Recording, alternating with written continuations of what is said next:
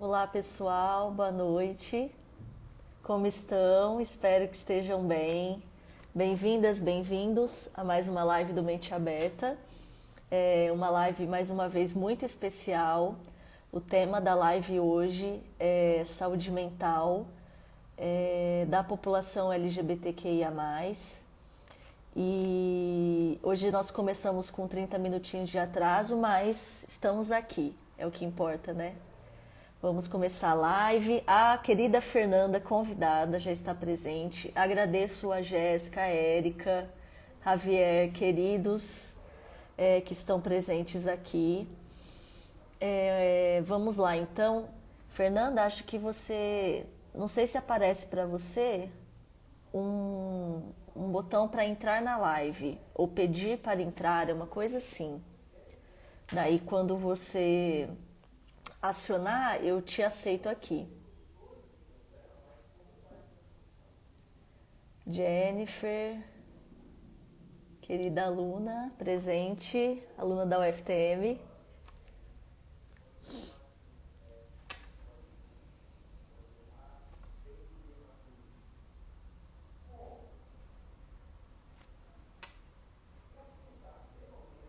Eu que agradeço, Érica, a presença sempre, o apoio.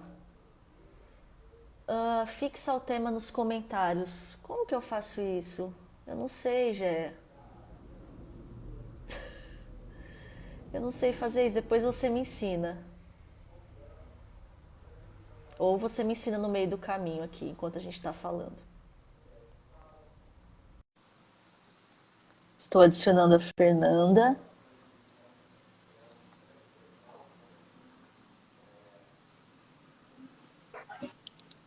Oi, Maria Fernanda. Olá, boa noite. Estão me ouvindo? Estou ouvindo perfeito. Só ajeitando a câmera. Tá bom, tranquilo. Tá Maria bom aí para Fernanda, vocês? Conseguem me ver, ouvir? perfeito, consigo te ver, te ouvir.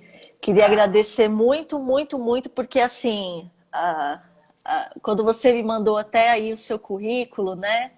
O breve currículo, eu falei, gente, a Maria Fernanda, como que ela vai ter tempo para fazer essa live? Porque ela é uma pessoa muito ocupada, né, engajada com as questões, com o trabalho. Então, eu te agradeço muito a possibilidade de você parar seu dia e estar aqui com a gente. É uma honra e poder compartilhar suas experiências, seu conhecimento. Aqui no Momento na Live, a gente tem a Jéssica, que é enfermeira, que inclusive é minha irmã, está participando aqui também. A Érica é musicista, doutora na área. A Jennifer é minha aluna da UFTM. A gente tem o Javier, que é cientista social. Então, o pessoal está entrando aqui, né? E o tema hoje, só retomando o tema, né, que a gente combinou, é saúde mental da população LGBTQIA+. Maria Fernanda, eu queria pedir que você, por favor, se apresente do modo que você quiser, né? Eu trouxe informações no folder, mas eu falei, eu vou deixar a Maria Fernanda se apresentar naquilo que ela acha mais importante, talvez falar aquilo e expandir. Fique muito à vontade. E aí eu já te dou a palavra, porque a palavra é sua. Eu que agradeço. Primeiramente, desculpa pelo Que atraso. isso. Realmente está sendo uma correria esse retorno às aulas presenciais no sistema híbrido, onde o aluno vai 50% presencial e fica 50% dos estudos do remoto. Sim, E eu acabo ficando envolvida junto aos professores e alunos e esqueço né? de alguns Imagina. compromissos que eu marco. E a hora que você me mandou a mensagem, eu falei, quase esqueci. Mas meu nome é Maria Fernanda, eu sou professora de arte pela Secretaria de Educação do Estado de São Paulo. Atualmente ocupo o cargo de professora coordenadora pedagógica da Uhum. Escola Guimarães Júnior, que é uma escola muito tradicional, a primeira escola de Ribeirão Preto, e devido à minha identidade de gênero travesti e devido à minha situação enquanto ser humano, o movimento social acabou sendo uma necessidade de direitos adquiridos efetivos. Então, o movimento social acabou sendo ali para mim uma necessidade. E aí acabei me apaixonando, me engajando e estou aí já há algum tempo na militância, no ativismo, e acredito que quando estamos ocupando cargos como esse de referência, nós trazemos aí alguma esperança, ou pelo menos uma luz no final do túnel para as pessoas LGBTQIA+, principalmente para travestis e transexuais, que acaba ficando aí na vulnerabilidade e na marginalidade social, justamente por ser a sigla mais vulnerável da letra. Perfeito. Maria Fernanda, eu queria fazer uma pergunta de start, e daí você fique livre para falar o que você deseja trazer essa noite, né? O nosso tema, então, é saúde mental da população LGBTQIA+. E daí o que me toca nesse assunto, e eu vou falar do meu lugar, é ser enfermeira e saber que a nossa formação, embora eu tenha me formado no que eles chamam aí das melhores universidades do mundo, do Brasil, Universidade de São Paulo, a gente tem uma formação, na minha época, era uma formação que praticamente não tocou nesse assunto. Não tocou na questão da diversidade de gênero sexual. E daí, nos últimos tempos, isso começa a ganhar mais força, mas aqui eu já estou fazendo uma crítica à minha própria área, né? Nós somos da saúde mental e de que modo nós estamos olhando para todas as pessoas em sua diversidade, sem nenhuma distinção. Porque esse é o nosso dever, é aquilo que a gente promete quando se forma e é aquilo que eu entendo que é o que um ser humano deve ser em sociedade. Eu acho que vai além de uma obrigação, eu acho que é uma questão de cidadania, né? E aí eu queria te perguntar, como que está a saúde mental das pessoas LGBTQIA+, em tempos como este no Brasil? Eu sei que é uma coisa a construir, mas eu queria te ouvir. Eu acho que a pandemia ela acabou agravando uma realidade da saúde mental da população LGBTQIA+, como um todo. Principalmente sabendo que essas pessoas, o primeiro lugar de exclusão é a família. A realidade do primeiro momento de exclusão é dentro do seio familiar. Então, quando veio a pandemia, principalmente a questão do isolamento, essas pessoas foram obrigadas a conviver e ficar confinadas com seus piores inimigos. Então, diariamente sendo discriminadas, diariamente sendo perseguidas, com discursos de intolerância, com discursos de ódio, da própria família que foi obrigada a ficar isolada. Então, a saúde mental, ela piorou. Essas pessoas que já vinham de uma problemática emocional, com o confinamento, com o isolamento, isso se agrava e isso é demonstrado, principalmente eu que estou na escola, de uma forma muito clara. Esses alunos, eles estão voltando, mesmo sem a vacinação, e buscando a escola como um refúgio, justamente por um pedido de socorro. Eles querem sair desse ambiente, que é um ambiente familiar, mas ao mesmo tempo um ambiente excludente.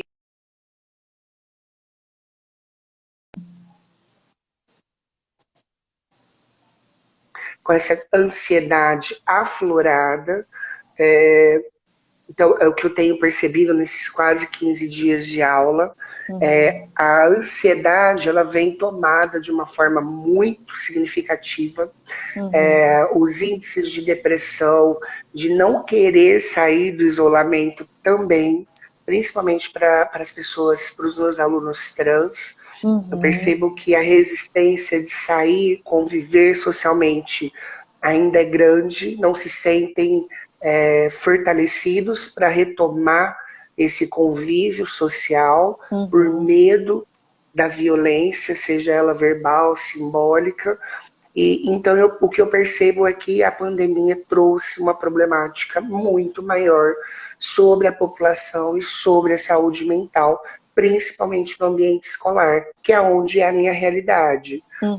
Dizer que não ficamos todos abalados e todas com o efeito da pandemia seria uma mentira. Acho que todos e todas nós sofremos diante essa realidade que vivenciamos e ainda estamos vivendo.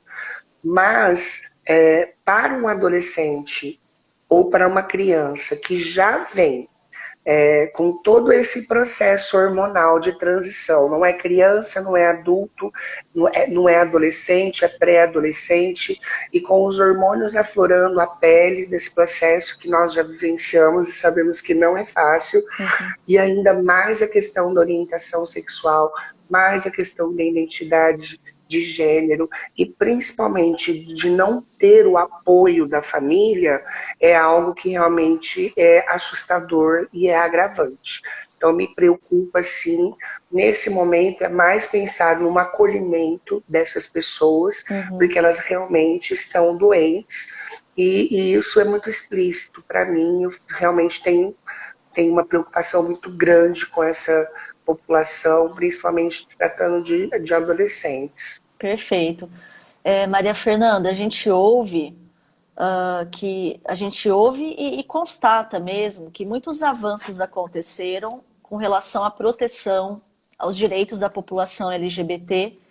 Eu queria saber se você comenta os direitos que você percebe que foram conquistados e, ao mesmo tempo, aquilo que você acredita que ainda precisa avançar, porque aí uma coisa que a gente pensa nossa, os direitos avançaram, mas a gente vê tanta homofobia, a gente vê isso, parece que quanto mais esse grupo luta por seus direitos, mais a barreira, essa barbárie violenta, absurda do preconceito, ele vem também com todas as forças. Então, eu queria que você comentasse nesse sentido, o que, na sua visão, melhorou e o que aquilo ainda precisa melhorar. Dizer que a gente não vivencia um retrocesso político, principalmente de construções de novas políticas públicas, seria uma mentira, né? Estamos vivenciando, sim, um retrocesso diante a novas políticas públicas para a população LGBT, e eu vou citar uma muito simples, que é motivo de discussão há muito tempo, inclusive nas conferências nacionais LGBTs, que é a questão da população vulnerável de rua LGBT, que na pandemia também aumentou significativamente, e principalmente se tratando de mulheres transexuais, homens trans e travestis, o acolhimento nas casas de acolhimento. Então, essa é uma realidade que nós ainda não temos políticas públicas específicas para atender essa demanda que piorou, aumentou com a pandemia. Então, é uma questão aí que eu deixo para ver que realmente a gente retrocedeu na conquista de novas políticas públicas. Por outro lado, se a gente observar, o Brasil ainda é um país com muitas políticas públicas, que envolve aí a questão da protetividade, principalmente da dignidade humana. Porém, não existe ali um órgão fiscalizador, então cabe à população solicitar o seu direito e, ao mesmo tempo, executá-lo, fiscalizá-lo. Então, cabe a nós todo esse papel que deveria ser do Estado. Mas eu acredito que, apesar de tudo, o Estado de São Paulo ele é o precursor em várias políticas públicas, inclusive do nome social, que acabou se estendendo nacionalmente através do processo transexualizador do SUS. Então, a gente percebe que ali, que foi resultado de uma das conferências que existiu, que é a Conferência Nacional LGBTs, que existiram, e não existe mais durante esse período, mas que existiram aí 3 edições, e nós colhemos frutos, e esse é um processo, é uma demanda, é uma reivindicação do movimento para o Estado, e o Estado atende para o processo transexualizador via Sistema Único de Saúde, entre outras também, como, por exemplo, o uso do nome social na escola, o uso do nome social na segurança pública, pública, uso do nome social na assistência social. Então a gente percebe ali que existe um grande avanço e também a primeira lei que pune a discriminação e o preconceito a pessoas LGBTs, que é a Lei 10.948, que tem 21 anos, é uma lei antiga, mas que poucas pessoas conhecem, poucas pessoas sabem como acioná-la diante qualquer tipo de violência que venha enfrentado. Então, por isso que existe uma coordenação estadual de políticas LGBT, por isso que existe ali, junto com essa coordenação, vinculada à Secretaria da Justiça e da Cidadania. Então, as pessoas precisam de informação, de orientação. E aí cabe a nós, que somos referências de alguma forma, trazer todas essas informações e todas essas orientações. Em Ribeirão Preto tem um conselho municipal LGBT, que também já é uma referência, que é um lugar onde as pessoas podem ali reivindicar os seus direitos e também as medidas protetivas para a população. Se nós fôssemos vistos dentro do princípio de isonomia, com direitos iguais realmente, como traz a Constituição Federativa do Brasil, não precisaríamos de solicitar políticas públicas protetivas, inclusive políticas que criminalizassem os nossos assassinatos, desde simbólicos até o assassinato físico, que é o caso da tipificação da LGBTfobia junto ao crime de racismo, que foi uma conquista pelo STF. Se a gente observar nos últimos anos, as conquistas elas foram adquiridas através do STF, do Supremo Tribunal de Justiça. Elas não foram políticas públicas construídas dentro do legislativo, e sim no judiciário. Então isso é preocupante, a gente precisa acionar a justiça para ter o direito adquirido. Então isso é muito preocupante, principalmente quando a gente vê nessas casas de leis uma representatividade muito grande do movimento cristão, do movimento evangélico, que de uma certa forma utiliza essa população para se propagar, para se sustentar verbalmente e também eu chego nesse assunto e fico um pouco mexida, confesso. Adquirir argumentos que sustentassem um posicionamento tão intolerante com discursos de ódio através de ações fundamentalistas que acabam ocasionando ações extremistas. Então, quando a gente tem essa participação das casas de leis nos legislativos dessa organização cristã, aí eles acabam utilizando o LGBT como argumentação. E nós não queremos, né, direitos, como vem sendo dito por alguns falsos líderes e falsos profetas, e queremos direitos a mais. E nós queremos ter vantagens ou benefícios. Pelo contrário, a gente quer ter o direito de sair à rua, não sofrer nenhum tipo de violência, a gente quer ter o direito de viver, é o direito à vida. Então nós precisamos, né, trazer esses dados e essas estatísticas de mortes de LGBT para mostrar que, olha, a gente tem um índice muito mais alto de assassinato com requintes de crueldade que precisa ser observado e precisa ter uma legislação aí que pune de uma certa forma esses tipos de crimes que são cruéis, né? Então, para quem acompanha aí, deixa eu pegar um recente aí, Ribeirão Preto, 2 travestis foram assassinadas com requintes de crueldade, a facadas, com facadas específicas em determinadas regiões do corpo. O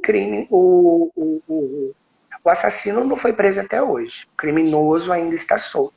A gente percebe que existe aí, sim, uma certa resistência na hora de observar esses casos, né? Porque o discurso dessa comunidade cristã é que morrem pessoas todos os dias, assassinata todos os dias. Mas será que são com requintes de crueldade? Será que tem suas cabeças decepadas, tem seus órgãos genitais decepados, seus corpos cremados? Então, a gente precisa observar esses requintes de crueldade que nasce com os discursos fundamentalistas cristãos e aí acaba terminando no assassinato de uma ação extremista. E aí vem os falsos líderes, os falsos profetas e dizem, não, eu não provoquei isso tudo. Ora, você está ali discursando de que essa população não é digna, né, a nenhum tipo, nem falo de benefício como eles utilizam, né? Nenhum tipo de direito. Essa que é a questão.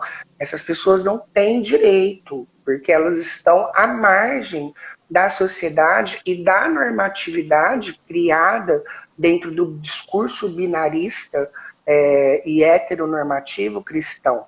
Então, eles não aceitam nada que seja desviante desse padrão normativo, que é totalmente binário e cis heterossexual. Então, eu acho que a gente tem que ter essas reflexões de que é possível sim, a Constituição garante o direito à igualdade, mas também garante o direito à diferença, e perante a ela somos todos iguais, independente de raça, sexo, religião.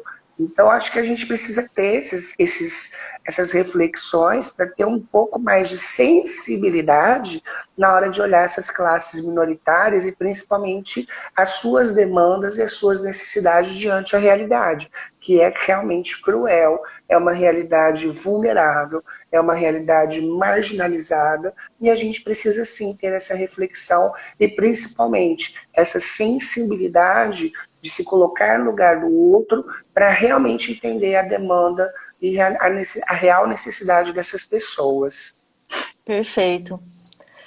Maria Fernanda, obrigada, porque assim, você traz elementos assim fantásticos, elementos que estão vindo de todos os lados, né? E aí você cita a religião, e eu coaduno com você toca num assunto que também mexe muito comigo, porque de fato eu fico tentando entender que mistura é essa de discurso de ódio com uma falsa amorosidade cristã, de amor, né? E propagando discursos de ódio. Eu costumo brincar que essas religiões tinham que tirar o Cristo lá do cenário e criar um outro Deus aí mais macabro e colocar no lugar, porque fica tudo muito caótico, é tudo muito contraditório. Talvez tivessem que assumir que eles gostam do ódio e já colocar isso na bandeira deles, né? Quem sabe, pelo menos, além de violentos, serem no mínimo coerentes. Esse tema realmente me toca bastante. Maria Fernanda, eu queria comentar uma coisa que eu até comentei na live que nós estivemos juntas. Nós participamos de um programa aqui em Ribeirão, Preto no Branco. Foi assim que eu conheci a Maria Fernanda, que eu tive o prazer de conhecer. E daí eu lembro de ter comentado uma coisa, para você vai ser repetitivo, mas eu queria trazer aqui, que nós da área da saúde, e aí a gente propaga isso também para a sociedade, porque a gente forma as pessoas. A gente costuma dizer que saúde é ausência de doença, é você não ter um diagnóstico médico. Essa é a visão biologicista que a gente tem, que predomina. Mas aí vem novos autores provocando uma nova visão de saúde, que saúde é ter potência para lidar com a existência. E daí, quando eu passei a olhar para esse tipo de visão, eu comecei a pensar muito diferente. Eu comecei a pensar, por exemplo, eu ser mulher, que potências minhas estão oprimidas, suprimidas por ser mulher numa sociedade? E eu vi que são várias. E que isso me adoece. Não necessariamente gerando um diagnóstico, mas minando as nossas forças dia após dia. A gente deixa de sonhar determinadas coisas, a vida fica com um teto baixo de possibilidades, enquanto o homem branco, hétero, parece que ele tem um teto gigante de coisas que ele pode fazer, e a gente tendo que viver num mundinho limitado, embora a gente pudesse se expandir infinitamente, mas a gente é impedido disso. Diante disso, eu queria que você explicasse, porque eu sinto também que nós que somos cis heteronormativos, e eu me coloco nisso porque a minha vivência, eu jamais poderia dizer o que é viver com uma população LGBT. Eu tenho comprado alguns livros, inclusive, para eu ler. Eu comprei um livro que chama Trans, É um livro feito por jornalistas e conta a história de pessoas trans, e eu tenho me emocionado de ler. E então, o que eu queria que você comentasse, assim? Porque as pessoas não sabem, muitas vezes não querem saber, não conhecem. E é absurdo porque essa é a nossa realidade. A gente parece que quer fechar os olhos para a realidade. Então eu vejo isso como uma culpa nossa mesmo. Então eu queria pedir um favor, porque eu acho que você não é obrigado a fazer isso. A gente que tem que ir atrás, mas que você comentasse, por favor, o que é o dia a dia de uma pessoa trans. Porque eu tenho a impressão que as pessoas não conseguem entender, e eu me incluo nisso, né?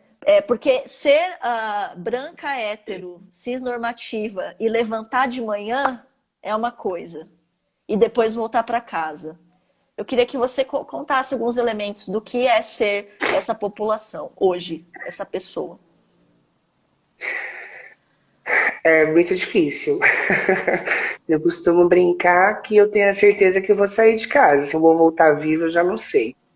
Porque é uma realidade, né? Eu não posso desconsiderar um fato que não tem argumento contra, né? Porque é uma realidade de um LGBT no Brasil hoje, de sair de casa, mas não ter certeza que vai voltar vivo e ter certeza que vai sofrer algum tipo de violência. Tá? Isso daí já está enraizado na nossa vida diariamente. É um olhar de desaprovação, ele é um xingamento, é uma piada. Então, todos os tipos de violência, desde a verbal, a simbólica, institucional, até chegar... Porque muitas pessoas acham que é só a física, né? Mas não é. A gente sofre todos os tipos de violência, todos eles, diariamente, tá? O físico realmente é o extremo, né, da violência, né? É o último estágio, mas todos os outros a gente passa diariamente. Então, eu geralmente falo por mim mesma, eu não gosto muito de falar pelos outros, eu sempre gosto de falar por mim e pelas minhas experiências. Então, é desde um olhar de desaprovação, de você que é a professora, você que é a coordenadora, você já sente ali, na rua onde as pessoas, que é o meu ambiente de trabalho, na rua onde as pessoas não me conhecem, é o olhar de desaprovação, é aquele olhar fechado, incisivo, onde as pessoas olham, algumas não entendem, outras ficam na dúvida, é aquele passar por um grupo de mototaxistas e aí já vem aquelas risadas porque você sabe que aconteceu uma piadinha. Então, diariamente, isso para nós é normal. Sim. Então, essas violências, esses estágios de violência para nós é extremamente comum. Não deveria ser, né? Não gosto de usar a palavra normal porque eu acho que não existe um normal. Todos somos iguais, cada um dentro das suas diversidades e adversidades. Mas quando a gente conversa assim, a respeito dessa violência, o que me preocupa mais hoje, de verdade, são as crianças LGBTs. Tá? Isso foi um tema que a gente não conseguiu conversar no outro programa, houve um problema na internet a respeito de uma rede de lanches, uma lanchonete que fez uma propaganda do Dia dos Namorados, perguntando o que era, né, normal para eles, e aí eu não consegui explanar, não tive tempo e não tive tecnologia para isso, e que eu gostaria de retomar aqui com você. Para a criança é muito normal, para elas a maldade está no adulto, não é na criança. Para ela é muito natural. O conceito de família ele veio, né, a se adequar à nova realidade social familiar, justamente por quê? Porque eu tenho crianças criadas por dois pais, tenho crianças criadas por duas mães, eu tenho crianças criadas pelos tios, pelos irmãos mais velhos, pelos avós. Então, esse conceito de família tradicional, né, que o movimento cristão utiliza muito, ele caiu por terra na contemporaneidade há muitas décadas, né? Essa realidade de papai, mamãe, filhinho, papai sai para trabalhar para a mamãe cuidar da família e das crianças, não existe mais, né, gente? Isso daí acho que já virou contos de Dona Carochinha, né? Porque não é mais a realidade. Eu tenho pais solteiros, né, que criam seus filhos porque perdeu a esposa. Eu tenho mães solteiras que criam seus filhos. Então, eu tenho homens e mulheres exercendo papéis de pais e mães há muitas décadas, né? E lembrando que a mulher, quando em algumas décadas anteriores era uma mãe solteira, ela era criminalizada pela sociedade e julgada como prostituta simplesmente por ser mãe solteira, não ter uma figura ali masculina dentro de um sistema patriarcal, que é o sistema. Dizer que o país não é um país patriarcal e machista é mentira. E essa cis-heteronormatividade, ela é compulsória, ela é cultural. Então, quando a gente vai analisar alguns dados, a gente tem que ver em que sociedade, em que período histórico e que cultura. E a nossa não favorece muito a questão das reflexões diante as diversidades sexuais e de gênero, e por isso ela se potencializa, por isso ela se organiza, e por isso que ela reivindica, ela briga por direitos, né? Porque ela realmente ela é excluída de uma tal forma que ela precisa se organizar para ter aí os seus direitos adquiridos. Mas quando a gente fala de criança e adolescente, a gente está falando do quê? A gente está falando de pais irresponsáveis por essas crianças e adolescentes. E aí, ver um comercial onde ou dois homens se beijam, ou onde duas mulheres se beijam, vai influenciar a sexualidade dessa criança? Não. Para a criança, são duas pessoas que se gostam, independente do gênero, independente do sexo. Para a criança, ela não faz a análise maldosa da sexualização do adulto, né? Do que eles fazem em quatro paredes. Quem faz isso é o adulto. A criança, para ela, é muito natural. São duas pessoas que se gostam e estão junto. Né? Essa sexualização, né, da criança é o adulto que faz, através dos seus julgamentos e opiniões e argumentos. Então, para a criança é muito tranquilo, porém, quando eu falo de crianças e adolescentes LGBTs, eu estou falando o quê? Eu estou falando do Brasil ocupar o quarto ranking no mundial de abuso sexual que acontece no seio familiar. Se a gente pesquisar, é o quarto lugar no ranking de abuso sexual infantil, e crianças que, desde muito pequenas, já de uma certa forma, está explicitando a sua sexualidade para determinada orientação sexual ou para determinada identidade de gênero, é um índice maior ainda. Essas crianças são abusadas sexualmente simplesmente por aflorar a sua natureza. E quando eu falo isso, eu falo também do Brasil ocupar o segundo ranking da questão da exploração da prostituição infantil. Então, eu tenho dois dados mundiais onde o Brasil lidera, e quando eu vou falar sobre a educação em sexualidade para crianças, aonde eu vou ensinar uma criança que determinadas partes do corpo podem ser tocadas pelo adulto e outras não, vem a questão da desconstrução, né, da desconstrução mesmo, e de uma forma muito maldosa, de que estamos sexualizando as crianças. Não, a gente está protegendo a saúde das nossas crianças, porque uma criança não vê maldade e ela não sabe que determinadas partes podem ser tocadas e outras não. E se não fosse a educação em sexualidade tocar nesse assunto, que um adulto não deve tocar determinadas partes do corpo de uma criança, nós não estávamos liderando esses dois rankings absurdos, que é a questão do abuso sexual e a questão da prostituição infantil. Então, a gente precisa ter, sim, esse cuidado e ter, sim, essa conversa. Ai, cabe à família falar com as suas crianças. Sim, cabe à família, mas a família, às vezes, não está estruturada dentro desse conto de carochinha de papai e mamãe. Aí fica um jogo de empurra, a escola que tem que fazer. Não, mas a escola vai trabalhar a ideologia de gênero. Não pode, ela vai querer fazer a criança mudar o gênero dela. Não, elas vão fazer o quê? Eles vão fazer o kit gay, eles vão querer sexualizar as nossas crianças. E tudo por quê? Porque sim, existe o abuso sexual infantil. O Brasil é um dos maiores líderes e a prostituição infantil também, nós somos o segundo lugar no ranking mundial. Então é preocupante, precisamos pensar sim de como trazer, através da educação, uma formação de acordo com a idade, de acordo com a idade e com o ciclo de aprendizagem da criança de como abordar determinados temas.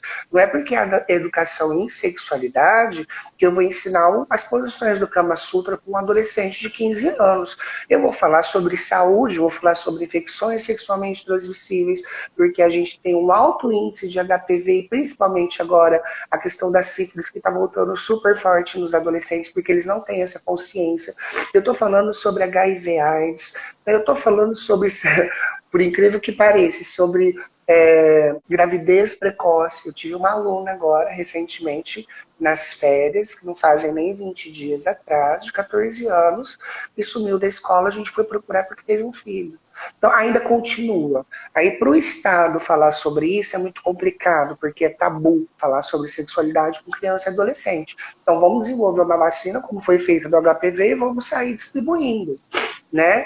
É mais fácil de lidar com a situação por ser uma grande problemática. Mas a gente está falando de saúde. A gente não pode esquecer que estamos falando de saúde, da saúde das nossas crianças e adolescentes. E principalmente, não é sexualizar a criança, não é sexualizar o adolescente. O adolescente, ele vai ser sexualizado, porque nós somos seres humanos, nós não somos minhocas para ser assexuados. Nós somos sexualizados, nós faz parte da nossa natureza. O que a gente tem que pensar é como conciliar a sexualidade com a saúde e trazer isso em comum, converger esses dois assuntos para que a gente possa ter muita segurança na abordagem, no discurso e da forma que vai ser falado. Então, eu tenho, sim, uma preocupação muito grande com criança e adolescente, principalmente quando se trata em questões de abuso sexual, quando se trata de prostituição infantil, e você pensa que está muito longe e não está. Tá? Ribeirão Preto, eu já passei mais ou menos por umas 6 escolas, e as 6 escolas que eu passei teve casos de abuso sexual de criança e adolescente. Então, e assim, a criança que está sendo abusada pelo próprio pai, que está sendo abusada pelo irmão mais velho, pelo primo, pelo tio, pelo avô, das piores impossíveis vocês imaginar, já aconteceu. Então, a gente pensa que está muito distante da nossa realidade, eu que estou na escola, eu posso afirmar veementemente, não está. Existe, acontece, só que ela é abafada, não é discutida, não é reflexionada. O Conselho Tutelar não dá conta sozinho. Não existe um curso específico para o Conselho Tutelar sobre crianças e adolescentes LGBTs. E aí cabe o Conselho Municipal fazer essa abordagem e essa formação que deveria ser do Estado.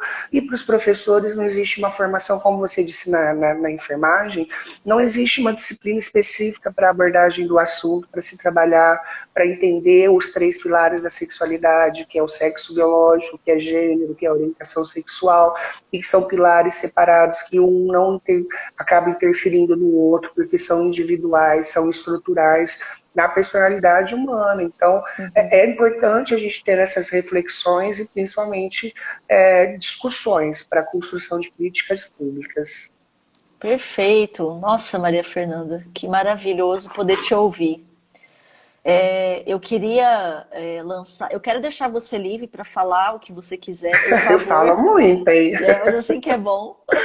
E eu queria te perguntar uma coisa assim. Eu acho que você já acabou tocando nisso, mas eu queria saber. A gente sabe. Eu nem gosto muito do termo LGBTfobia, porque eu da saúde eu penso que fobia é quando você tem medo, fobia de aranha, fobia. Eu acho que as pessoas não têm medo, essas pessoas têm preconceito mesmo. Eu acho que tem que chamar pelo nome. Mas enfim, o que a gente chama de LGBTfobia, a gente sabe que ela está a nível, você comentou já isso hoje, a nível individual, institucional e estrutural. E daí eu queria te perguntar o que essa sociedade precisa mudar, o que precisa ser feito nesses níveis que você entende para que a população LGBT tenha saúde mental, tenha o seu direito de se exercer garantido. Eu penso, bom, eu sou professora, não tem como não falar da educação, porque eu Maravilha. acredito que é na educação que a gente realmente vai ter uma transformação social. Né? Então, dizer que não é através dela é muito injusto, porque se tem uma sociedade que pode ser transformada, ela é essa transformação, a ferramenta é a educação, né? Mas eu penso que é muito triste para nós, né, termos que recorrer a, a atos tão ofensivos contra a própria vida como a questão do suicídio, que a gente começou essa conversa falando sobre saúde mental, e os índices de suicídio na pandemia aumentou demais para a população em geral e principalmente para LGBTQIA+. Eu acho que a pandemia, eu acreditei, de verdade, que o ser humano se tornaria um pouco mais altruísta e um pouco mais sensível e mais humanizado. Mas o que eu percebi foram que as pessoas acabaram se tornando mais egoístas e mais egocêntricas.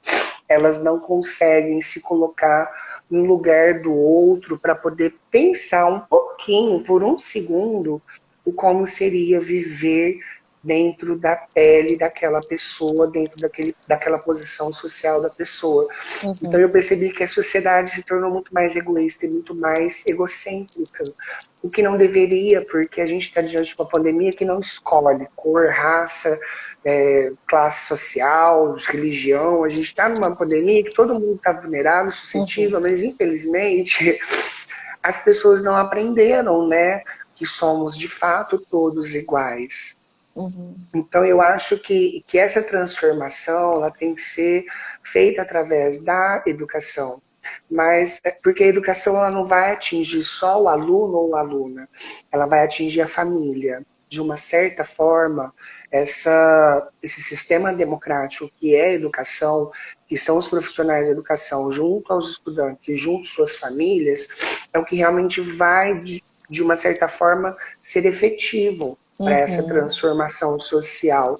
Eu não consigo ver que não seja por esse lado, né, dessa forma, porque infelizmente por si só a pessoa não vai conseguir, ela precisa de um estímulo, de um start, de uma pergunta, de um questionamento, de uma reflexão para ela começar a pensar sobre. Por si só ela não vai conseguir, até mesmo porque com o avanço tecnológico as coisas vêm muito prontas e é um mal do brasileiro não pesquisar fontes. Então qualquer coisa que se joga na rede acaba se tornando realidade, e aí cabe à educação ensinar a pesquisar fonte para os nossos, né, brasileiros, que olha, nem tudo que está na rede é verdade, vamos começar a ter o hábito de pesquisar a origem dessa informação. Exato.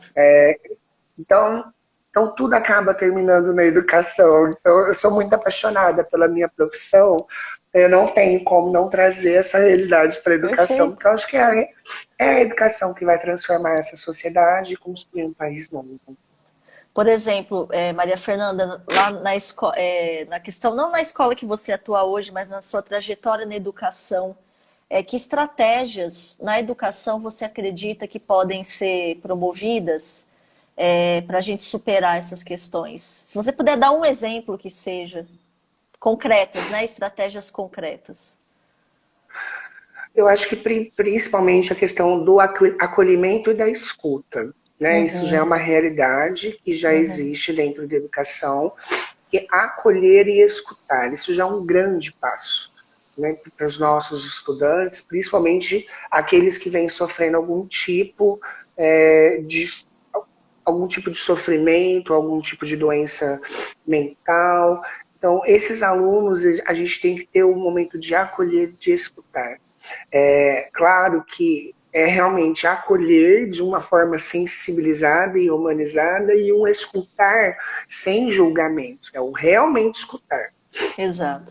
Que já é uma realidade das escolas hoje. E posteriormente o encaminhamento para um sistema público mais próximo da realidade daquele estudante, né? Ou o CAPS, ou então o Conselho Tutelar. Então, ter ali essa estratégia e esse caminho a ser seguido. né? Então, o que é de conselho tutelar é para conselho tutelar, o que é do CAPS, para que realmente Uhum, procure ali um atendimento psicológico dentro da saúde mental também. Então, aham. a escola acaba sendo uma mediadora e também faz, porque nós somos professores, não somos psicólogos, nós não somos médicos, nós não somos assistentes sociais, então o que é do CRAS, o que é do CRES, então a gente tem que ter noção dessa estruturação e desses encaminhamentos, e cabe à escola identificar, reconhecer e fazer esses encaminhamentos para os devidos setores públicos competentes. Perfeito. Inclusive, Maria Fernanda, você toca num assunto importante que é uma demanda para nós da área da saúde também, que é entender que o SUS é uma rede que tem que estar capilarizada e integrada com as escolas, por exemplo. Então, não é esperar que esse estudante doente apareça, mas o que as unidades básicas de saúde, o que a rede de saúde do município tem feito para chegar nessas escolas, para criar projetos conjuntos. E aí eu coloco a universidade também, porque as universidades elas têm que sair, né? Aquilo é a velha história que a gente sempre diz, sair lá dos artigos, do mundinho de quatro paredes e, de fato, trazer informação, criar propostas junto, sem ser de forma hierarquizada, achar que sabe tudo, mas ouvir o que essas pessoas têm para dizer, né? Então, são aspectos nossa, muitos elementos aqui. Eu só vou trazer um comentário. Pessoal, se quiser lançar uma pergunta, a gente já precisa acabar daqui uns 10 minutos. Mas aí, daí a Jéssica coloca: se me gera uma revolta imensa, imagina para quem sente na pele todos os dias. Muito injusto. O que falta para tudo isso mudar? Eu acho que você já foi trazendo vários elementos. Não sei se você quer complementar, né? O que falta para isso mudar. Humanidade.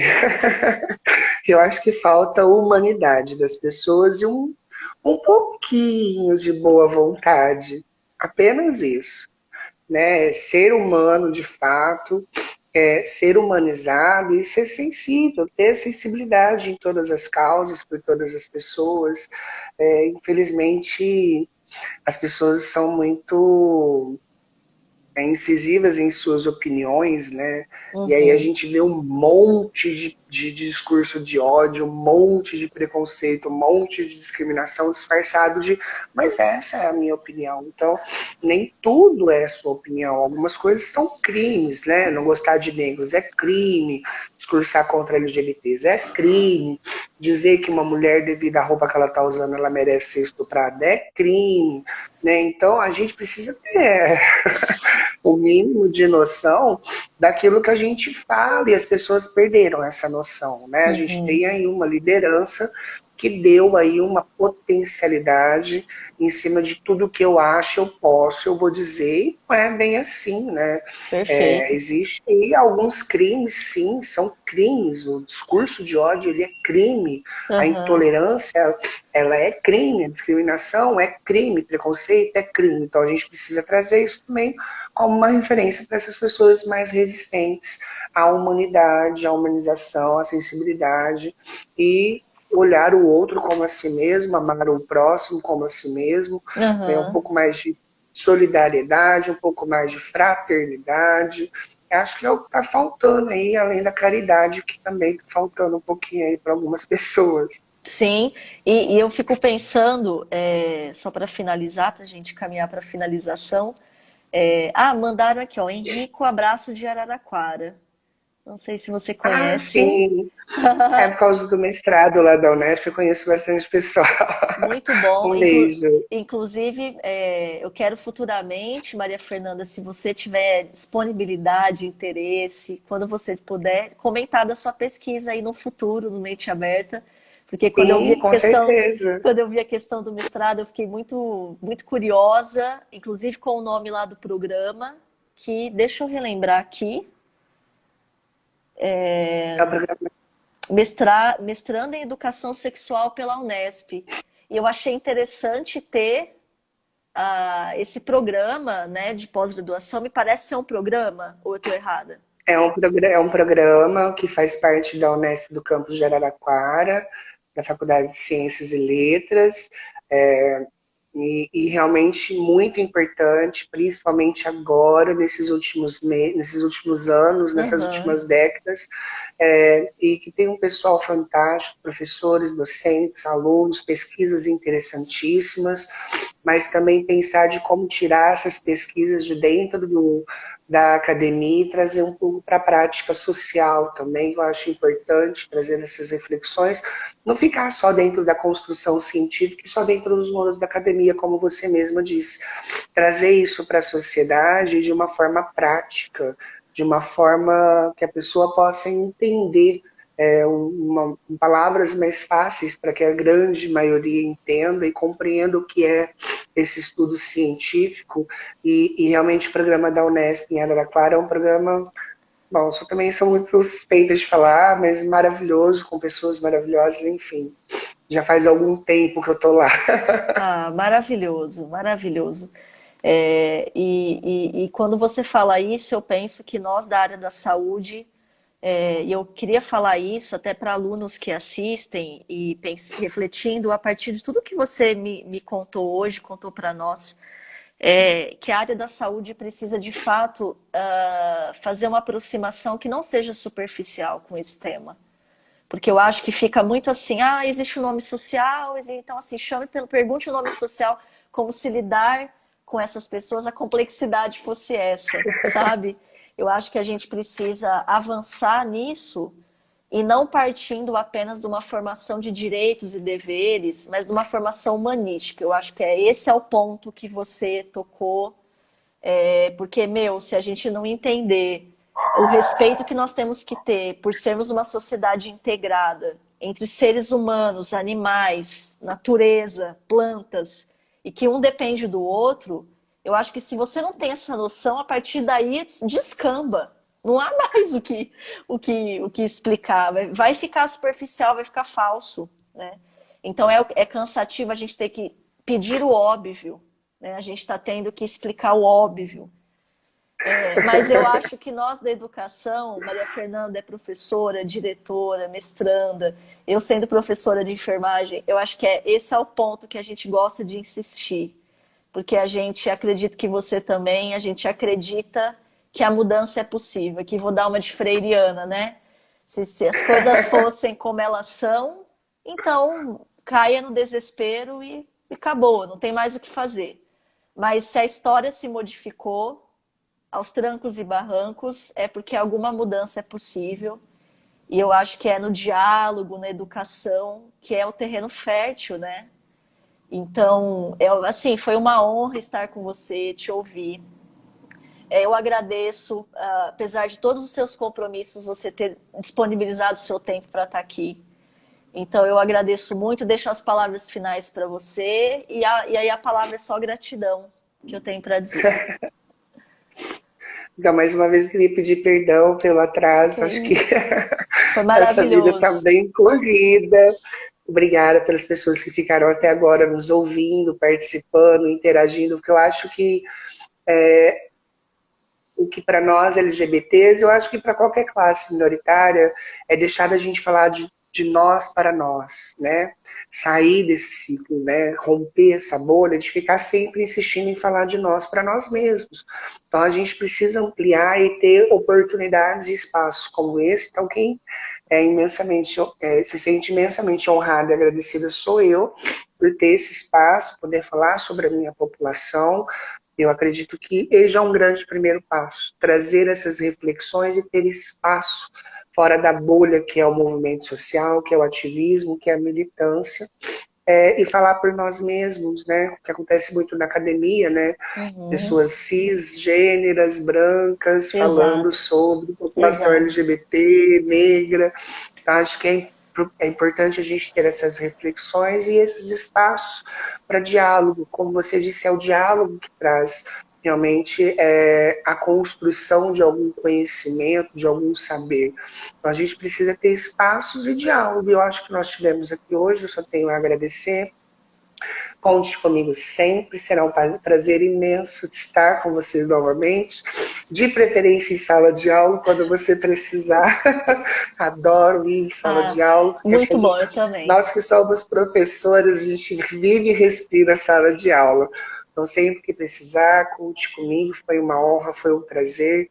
E, e eu finalizo com uma frase que eu sempre digo, sempre no final de todas as minhas falas, que é: se o preconceito é a doença, a informação é a cura. Sou travesti, quero dignidade e respeito. Um beijo Lindo, grande. perfeito. Obrigada, Maria Fernanda. Eu só vou citar palavras aqui que eu acho que você merece ouvir, né? Excelente live, importante diálogo. Precisamos ser a mudança que queremos ver. Empatia e sensibilidade. Essa é a fala também de uma professora, né? A Raquel colocou, foi um papo muito bom, adorei te conhecer, Maria Fernanda. Inclusive a Raquel, se eu não me engano, a Raquel é formada na Unesp Araraquara.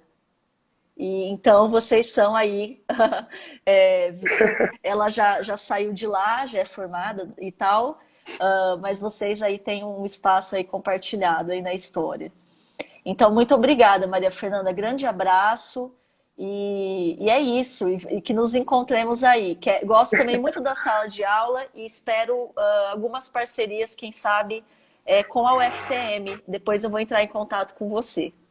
Se você tiver Combinado, interesse, então. tá bom? Sim, estamos à disposição. Então tá, um grande abraço, viu? Ah, ela colocou, Beijo, beijo. fiz letras na faculdade de Ciências e Letras, imagino. É isso mesmo. Isso. Que legal. Então tá bom. Um beijo. Até mais. Obrigada. Beijo, tchau, tchau, Tchau. pessoas.